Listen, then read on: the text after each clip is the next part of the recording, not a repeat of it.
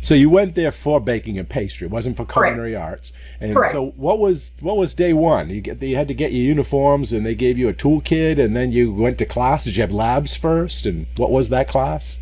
Well, I had a very unique situation where since I already carried an undergrad degree, I opted, or they basically just took me straight into practical or lab work. I didn't have to take any lecture classes because Oh, a I lot think of, I think a lot of listeners maybe not know that, but yeah, most culinary schools do have that garnish your degree or some program like that, where if you already bring in one, all those credits for the academic type classes will transfer, and you just have to take basically the lab classes. Is that right? basically, you are correct. I was able to get the Associate's BPA Baking Pastry Art degree or associate degree, which would normally be a 2-year program. I got that in 1 year. Wow.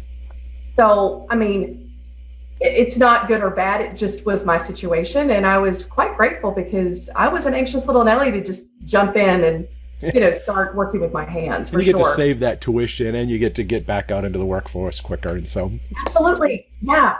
But you're actually right. Once I was able to receive like what all my labs were going to be like, in pastry, if I remember correctly, basically one class was about a month. It was 30 days.